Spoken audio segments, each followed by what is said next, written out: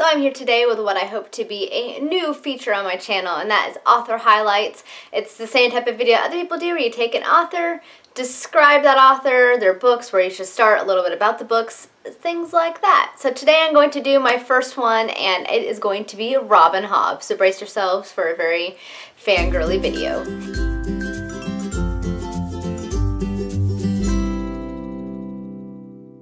Hi everyone, it is Samantha, and I am here today with my first author highlights video. I'm very excited to start this on my channel.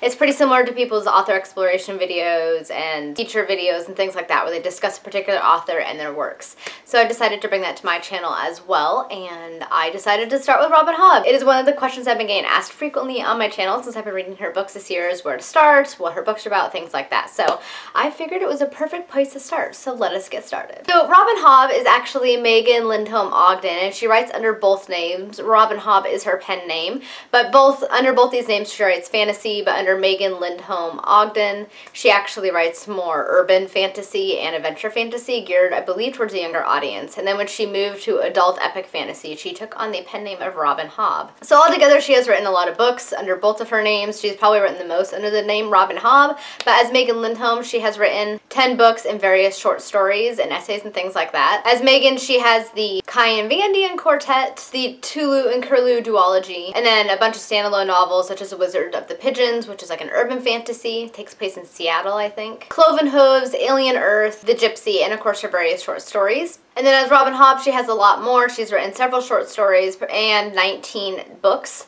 in total. So there's the Farseer Trilogy, the Liveship Trilogy, the Tawny Man Trilogy, the Rain Wilds Chronicles, the Fitz and the Willful Trilogy, which is currently being written, and then the Soldier Son Trilogy, which does not take place in the same world that the other books take place in with Fitz and the Fool. It takes place in her own world. And then she also has the Willful Princess and the Piebald Prince, which is like a standalone novel that kind of gives a backstory on a certain historical aspect of the Land of the Elderlings books. So altogether, Robin Hobb has been pretty prolific. She's been writing since the early 80s, and her books as Megan Lindholm are actually pretty difficult to find because a lot of them are out of print, though I do believe there is one publisher that is currently reprinting them, I think. And you can find them used, and I do intend to read her books as Megan Lindholm eventually after I'm done reading her books as Robin Hobb, because I just can't get enough of this lady. I know, I'm definitely a fangirl. Now as for her writing, I find her writing to be phenomenal. Robin Hobb definitely has an amazing grasp of the English language. The way that she tells the stories and weaves the stories together is just impeccably done. She is amazing.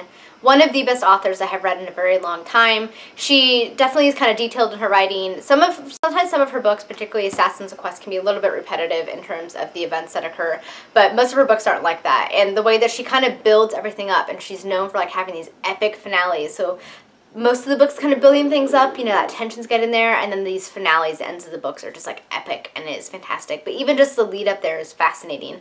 Her writing style is just so well done. She has an amazing grasp of characters. The way that she can paint people and understand relationships is just so well done. She has some of the best character growth I have ever seen, and her characters definitely all have very distinct personalities. I mean, it's fantastic. Even when she's dealing with animals or serpents or dragons and things like that, they all have a very distinct personality, and she does it so well. She really paints this really vivid world that you can't help but be immersed in and feel like you're there and living it. And it's something that I really haven't encountered since Lord of the Rings and Harry Potter books, because those are probably two of the books where I have read where I have felt so immersed in the world. And it has been a while since I felt this immersed in a world, and I definitely feel it with Robin Hobb's books. So she has written a lot.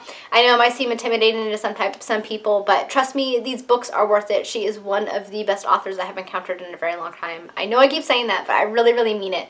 I don't say that lightly. I will tell you if I don't like a book, or if I think they're just okay. I have no problem telling you that this is my least favorite book by her, but it was still good, and I'm just impressed by her writing and her ability to weave these stories together. She has just done it so well. Even if you're not somebody who reads a lot of fantasy or just wanting to get started in fantasy, I think Robin Hobb's books are a perfect place to start. She kind of eases you into her world and the way the magic system and all that works. Some people might consider it simple.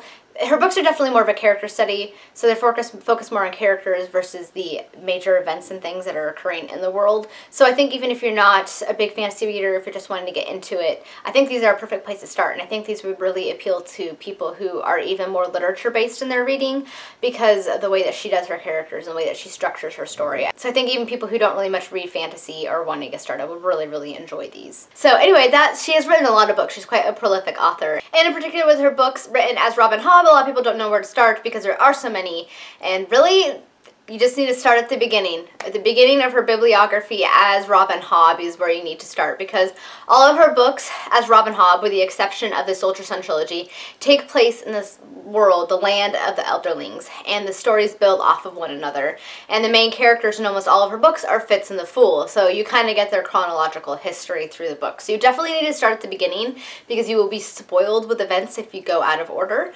You could read the Liveship Trilogy first, but I don't recommend it just because there's a certain thing in those books that is much more satisfying and shocking if you have read the Farseer books. And the Farseer books, the Farseer Trilogy, where I believe you is a perfect starting place, consists of these three. So you have Assassin's Apprentice, and then book 2 is Royal Assassin, book 3 is Assassin's Quest.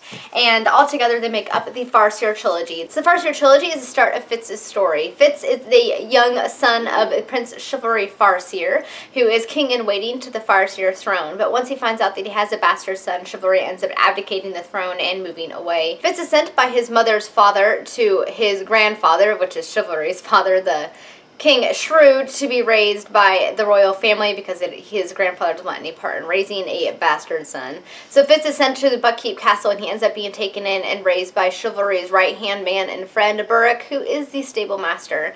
And Fitz ends up catching the eye of his grandfather, and his grandfather basically makes him promise when he's like 6 or 7 years old that if you become my man, you become a king's man, which is basically an assassin, I will educate you, feed you, put clothes on your back, etc. Fitz, being a kid, accepts, and so starts his training as an assassin under the current king's man, Shade.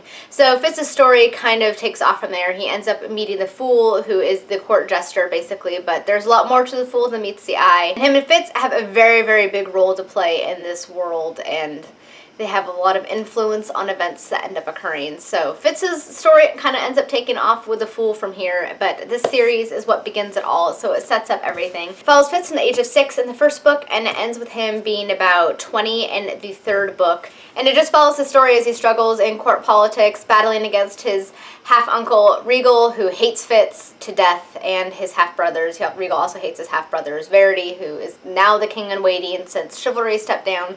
So Fitz is kind of thrust into these politics and has to navigate his way through them, facing danger. And there is a very interesting magic system in these books. It consists of the skill, which is the type of psychic magic allows people to view other people and be able to talk mind to mind with other people who have the skill, and even subtly influence people's actions who don't have the skill, as well as the wit, which is a type of animal magic. It allows people who have this magic to communicate with animals on a certain level, and they usually become bonded to one particular animal, and they basically can communicate freely with one another. So Fitz actually has both of these magics, and it definitely influences a lot of his life in a very interesting way. They're both kind of unique magic systems that I find particularly interesting, and this trilogy is just fantastic.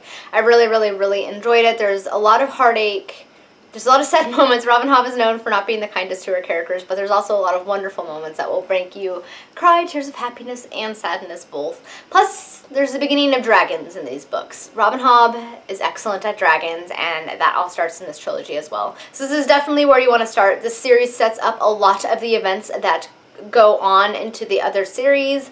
A lot of the backdrop is set in this trilogy, so it's definitely the place you want to start. The second trilogy after this one is the one that you would want to pick up after this one, and that is one of my favorite trilogies by her, and that is the Liveship Trilogy. This consists of Ship of Magic, The Mad Ship, and Ship of Destiny. These books take place in the same world, just in a different location, and the events from the Farseer Trilogy influence the events in this trilogy. So completely new characters, completely different way of telling the story as well, because these are told from Fitz's perspective, these are told from third-person perspective, from multiple character perspectives. So you kind of get a more well-rounded story.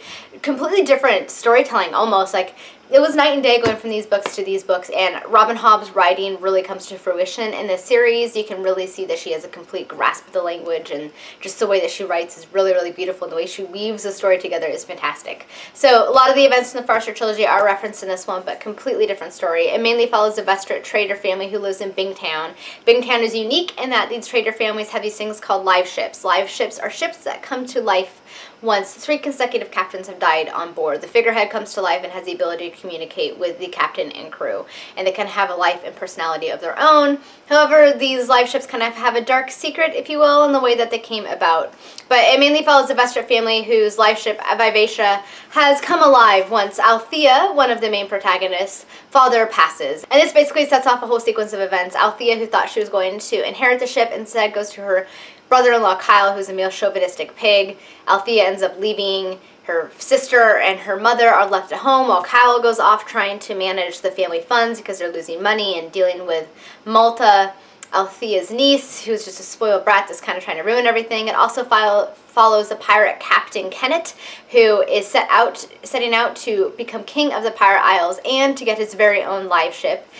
And it also follows Wintro, who is Kyle's son. He has been taken from the priesthood. He was living in a monastery to become a priest of Sa, and he is forced to live aboard the ship because family blood has to reside on the live ship, and this is against his will. So there's a lot of things going on. There ends up being some tumultuous events between Bingtown and Chalced, which is this kind of slaving nation. They take slaves. They're kind of a warrior-like nation, so they're fighting with them. They're also fighting with Jamila, who kind of basically is the capital city of the country that Bingtown resides in, but Bingtown kind of has their own independence, so they're kind of fighting against them. So there's a lot going on. There's a lot of political undertones, there's a lot of pirate action, there's dragons, there's serpents, there's just a whole lot of stuff going on in these books. They are fantastically done. Wonderful, wonderful character growth. Some of the characters in this book series have some of the best character growth that I have ever encountered in a book before. It was just phenomenal. There are characters that you will go from hating with all of your heart to loving and becoming one of your favorite characters by the end of the book. There's also a very interesting twist with one of the characters that isn't fully revealed until the third book, which is why I suggest you read the Farseer books, because it is quite shocking and like a whoa, fist pumping moment when you realize what she did, and it is fantastic. So this is one of my favorite trilogies by her so far. Love it to bits. So if you read the Farseer Trilogy, you're not so sure about continuing on, definitely continue on because live ship books are a lot better. And that brings us to the third trilogy, which is probably my favorite of her trilogies, and that is the Tawny Man Trilogy, which consists of Fool's Errand, The Golden Fool, and my favorite book this year, and one of my favorite books of all time, Fool's Fate. The Tawny Man Trilogy again follows Fitz and the Fool. It takes place 15 years after the end of the Farseer book. So Fitz is now 35 years old, and he has at this point kind of retired from the politics, but he is thrust back into it. I don't want to give too much away because there's a lot that goes on in the Liveship Traders and the Farseer Trilogy that influence the events in the Tawny Man Trilogy, so I don't want to give too much away. Just suffice it to say, this trilogy is a masterpiece, and this book is one of the best books I've ever read. It was fantastic. The way that she weaves all of the different storylines from the first two trilogies together into this one was phenomenal. It was phenomenal. I don't cry very often while reading. I cried many, many times while reading this book, both happy and sad tears. It was fantastic. It was just a masterpiece by Robin Hobb, and I absolutely love it to bits. So definitely, I say it's worth reading all of her books just to get to this one because it was that good. This, of course, leads to her fourth series, and that, of course, is the Rainwild's Chronicles. Rainwild's Chronicles consists of a Dragon Keeper, Dragon Haven, City of Dragons, and Blood of Dragons. This was actually originally, I believe I heard, supposed to be a duology, but the publisher split them into 4 separate novels, so that's why it's a 4-book series instead of a trilogy. And so far, so good. I have just actually finished Dragon Haven last night. These books take place a few years after the end of the Tawny Man Trilogy, and definitely do not read this one first. It will spoil you for everything that has happened in the other 9 books. You will be completely spoiled. Completely. So definitely do not start with these. These so far are my least favorite of her books. I'm still really enjoying them. I ended up rating this one 3.5 out of 5 stars, and I rated this one 4 stars. So they're good. They're not my favorite, but I'm still really enjoying them, and I can see where it's going, particularly the way that this one ended. I am very intrigued to see where the rest of the story is going to go. So definitely don't read these ones first. Definitely read them in order because you will be spoiled. They are still good. I still recommend that you read them. They're just not my favorite of her books so far. This, of course, leads to her final trilogy that she is writing right now, and that is the Fitz and the Fool Trilogy. This consists of Fool's Assassin and Fool's Quest, and it is supposed to be kind of the final story of Fitz and the Fool, though I recently went to her signing, and she said that she won't make any promises because she swore after the end of the Farseer books that she was done writing about them, and then she swore again after the end of the Tawny Man Trilogy that she was done writing about them, and now she's writing a 3rd trilogy featuring these 2 characters. So who knows, there might be more, but supposedly it's supposed to be kind of like the end. I cannot wait to get to these again. I love being with Fitz and the Fool because they're 2 of my favorite characters. Alright guys, that is it for my first author highlights video. I hope that you guys found it informative and helpful and might encourage you to pick up and read some Robin Hobb. If there are any other authors that I feature on my channel you'd like to see me do a video on, and let me know anything about these books. If you have read them, if you want to read them, what have you, I would love to hear from you. Thank you guys so much for watching, and until next time, happy reading. Bye.